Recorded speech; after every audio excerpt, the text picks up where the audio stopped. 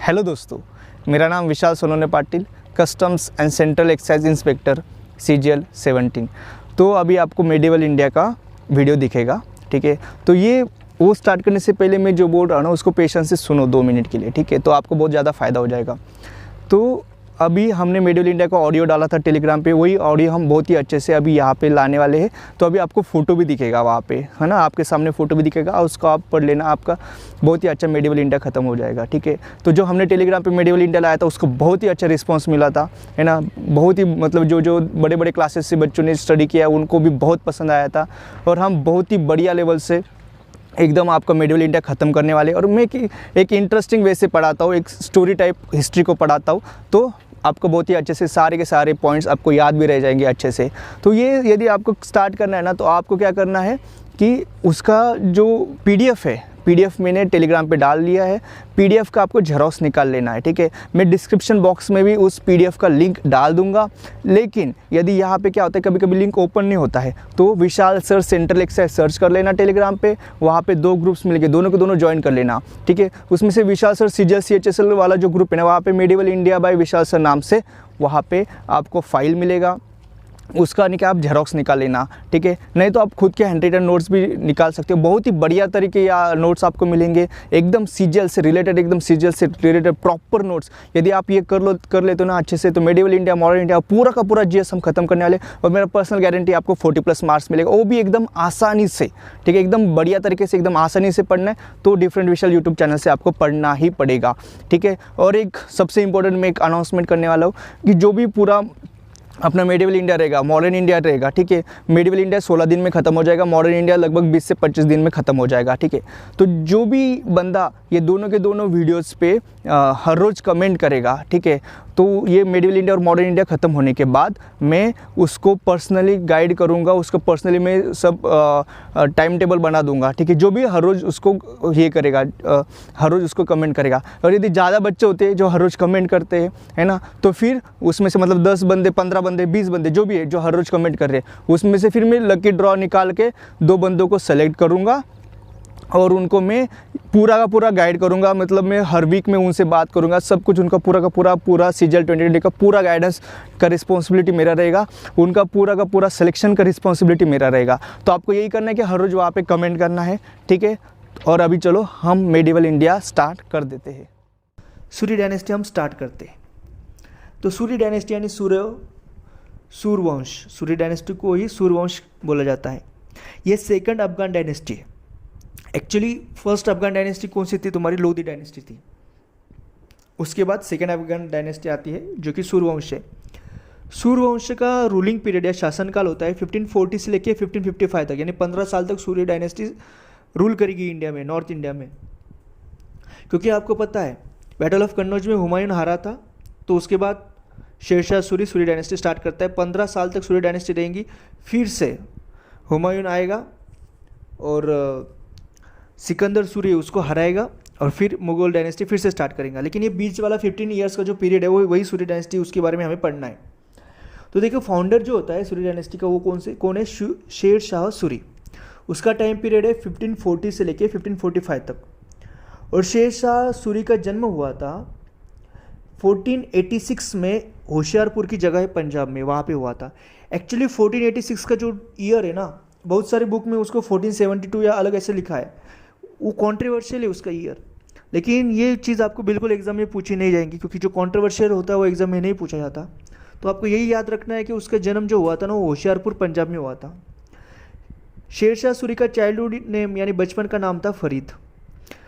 शेरशाह सूरी के फादर का नाम था हसन खान, और जो हसन खान थे वो जौनपुर के ज़मींदार थे, यानी जौनपुर के वो लैंडलॉर्ड थे।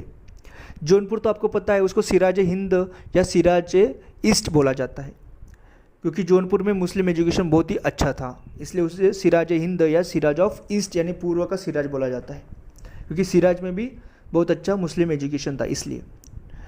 तो फरीद ने प्राइमरी एजुकेशन तो जौनपुर से ले लिया, और जैसे उसका एजुकेशन ये कंप्लीट कर लेता है वो बिहार नाम का एक रूलर होता है, बहार खान लोहानी बिहार नाम का एक रूलर होता है, उसके पास चला जाता है। और फिर बहार खान लोहानी देखता है इसको कि ये बहुत ही ताकतवर है, बहुत ही अच्छा टैलेंटेड है और बहुत ही बहादुर है, तो इसे क्यों ना फिर बॉडीगार्ड बना जाए। तो फिर फरीद क्या करता है, एज ए बॉडीगार्ड रहता है बहार खान लोहानी के पास। बहार खान लोहानी उसको बॉडीगार्ड नियुक्त करता है, खुद का बॉडीगार्ड बनाता है फरीद को। तो एक बार क्या होता है, बहार खान लोहानी और फरीद जंगल से जा रहे होते, तो एक शेर आता है और बहार खान लोहानी पे अटैक कर देता है। तो फरीद उसका बॉडीगार्ड था और बहुत बहादुर था, तो वो क्या करता है, वो अपनी तलवार चलाता है और एक ही तलवार के घाव के से उस शेर को मार डालता है। तो बहार खान लोहानी बहुत खुश हो जाता है इसकी बहादुरी देख के फरीद की, और वो फरीद को टाइटल दे देता है शेर खान नाम का। तो अब ये फरीद जो था ना, वो अभी शेर खान बनेगा। तो बाद में क्या होता है, बहार खान लोहानी कुछ सालों के बाद मर जाता है। तो बहार खान लोहानी की पत्नी है, जो कि अभी विधवा हो चुकी है, यानी विडो हो चुकी है, वो शेर खान से 20 साल बड़ी होती। लेकिन शेर खान का बचपन से ऐसा था कि उसको कुछ तो बड़ा आदमी बनना है, तो उसकी महत्वाकांक्षा बहुत बड़ी थी। तो वो क्या करता है, बहार खान लोहानी की विधवा के साथ शादी कर लेता है और बिहार का रूलर बन जाता है। तो अभी शेर शाह सूरी जो है वो अभी रूलर बनेगा, जो कि अभी शेर खान है फिलहाल। फिर वो आगे जाके हुमायूं से लड़ता है। ये हुमायूं का पूरा स्टोरी है तो आपको पता ही है। जैसे पहले तो ये बिहार का था राजा शेर खान, जो अभी फिलहाल शेर खान है, बाद में वो शेर शाह बन जाएगा। तो जैसे ही बैटल ऑफ दोरिया हो जाता है, उसमें हुमायूं महमूद लोदी को हरा देता है, जो कि महमूद लोदी बंगाल का होता है। और इसी चीज़ का फ़ायदा उठाते हुए शेर खान बंगाल को भी ले लेता है। मतलब शेर खान बंगाल और बिहार पर राज करेगा। ये हमने सब कल पढ़ा है, ये जो मैं अभी बता रहा हूँ, लेकिन फिर भी एक बार रिवाइज कर लेते हैं। फिर हुमायूं अटैक कर देता है जूनागढ़ में। तो जूनागढ़ में शेर खान होता है, उसका तो हमने बाद में पढ़ लिया, वो भाग जाता है ये वगैरह। तो फिर से वो अटैक कर देता है 1538 में हुमायूं जूनागढ़ में। फिर वो भाग जाता है। फिर चौसा जगह पे वो छुपा हुआ रहता है। वहाँ पे बैटल ऑफ चौसा होता है हुमायूं और शेर खान के बीच में, और शेर खान जीत लेता है। फिर वो टाइटल ले लेता है शेर शाह का। में बैटल ऑफ बिलग्राम या बैटल ऑफ कन्नौज होता है, जो कि बहुत important exam point of view से। वहाँ पे फिर से हुमायूं और शेर खान में युद्ध होता है, बैटल ऑफ कन्नौज या बैटल ऑफ बिलग्राम। यहाँ पे शेर खान फिर से जीत लेता है और वो हुमायूं को दिल्ली से बाहर फेंक देता है। तो फिर इस हिसाब से 1540 में शेर खान दिल्ली जीत लेता है और नॉर्थ इंडिया का राजा बन जाता है। तो मुगल डायनेस्टी ख़त्म कर देता है 15 साल के लिए, और सूर्य डायनेस्टी स्टार्ट कर देता है। तो इसी शेर शाह ने उसके शासनकाल में, यानी 1540 से लेके 1545 में शेर शाह सूरी मार्ग चलाया था। शेर शाह सूरी मार्ग बनवाया था एक्चुअली। ये मार्ग एक्चुअली ऑलरेडी होता है, लेकिन रोड इतना अच्छा नहीं होता। ये इसको रोड को बहुत अच्छा कर लेता है शेर शाह सूरी मार्ग। तो शेर शाह सूरी मार्ग किसने बनवाया यदि पूछा जाए एग्जाम में, तो उसका आंसर है शेर शाह सूरी ने बनवाया था। ये उस टाइम में सोनार गांव है बंगाल में, सोनार गांव बंगाल में है, वहाँ से लेके पेशावर तक, इतने यहाँ तक ये शेर शाह सूरी मार्ग था।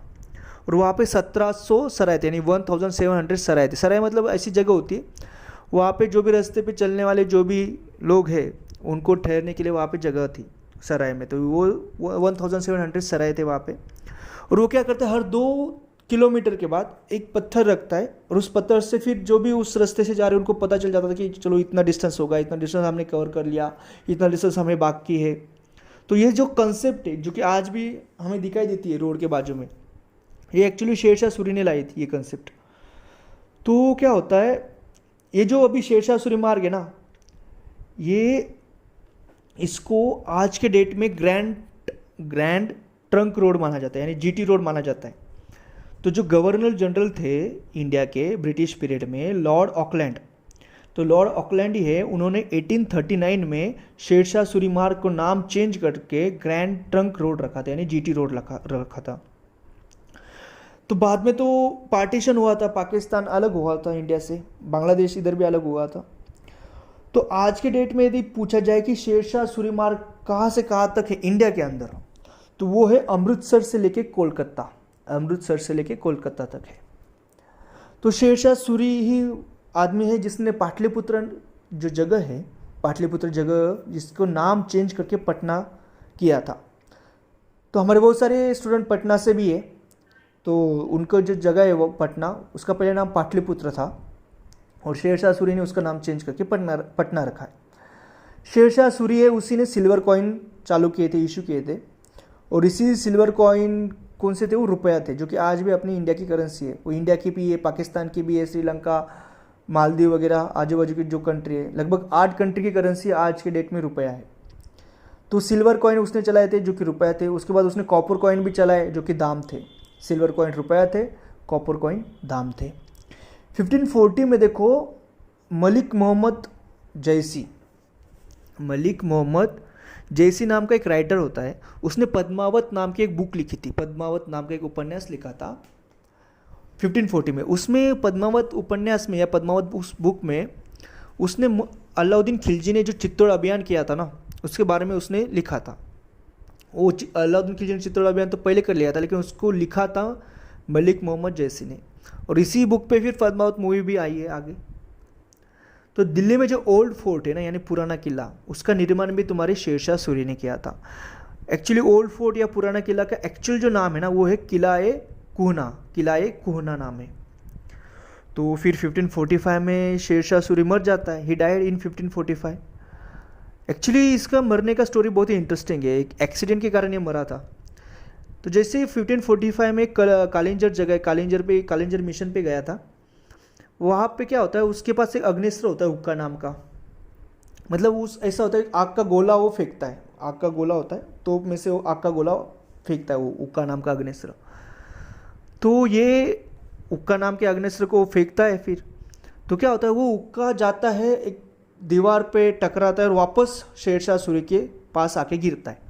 और वहाँ पे बहुत सारा गोला बारूद होता है, तो उसके कारण उस गोला बारूद को आग लग जाती है और बहुत बड़ा विस्फोट हो जाता है। तो उसके कारण फिर वहाँ पे आग लग जाती बहुत बड़ी, और उसमें शेरशाह सूरी मर जाता है। तो शेरशाह सूरी की कब्र या टॉम जो है वो सासाराम जगह है बिहार में। वहाँ पे एक्चुअली शेरशाह सूरी ने जीते ही, मतलब जो जिंदा था तभी उसने खुद का टॉम बना लिया था सासाराम जगह बिहार में, और बहुत खूबसूरत है उसका टॉम। फिर जब शेरशाह सूरी मर जाता है, उसके बाद इस्लाम शाह सूरी आएगा, जो कि इंपॉर्टेंट नहीं एग्जाम पॉइंट ऑफ व्यू से। फिर आदिल शाह सूरी आएगा, वो भी एग्जाम पॉइंट ऑफ व्यू से इंपॉर्टेंट नहीं है। फिर सिकंदर सूरी आएगा, और एक्चुअली इसी सिकंदर सूरी को हुमायूं ने हराया था बैटल ऑफ सरहिंद में, और फिर से एक बार मुगल डायनेस्टी स्टार्ट कर दिया था। तो अभी सूरी डायनेस्टी ख़त्म हो गया। इतना ये छोटा ही सूरी डायनेस्टी, हमें इतना ही याद रखना है। मैं सूरी डायनेस्टी के लिए एक अलग ऑडियो चाहता था, इसलिए हम यहीं तक रुकेंगे। तो ठीक है, अच्छे से पढ़ते रहो, एकदम बढ़िया से पॉजिटिव माइंडसेट रखो, पूरा पॉजिटिव एनर्जी लगा दो, और बढ़िया से किसी भी निगेटिव एनर्जी को अपने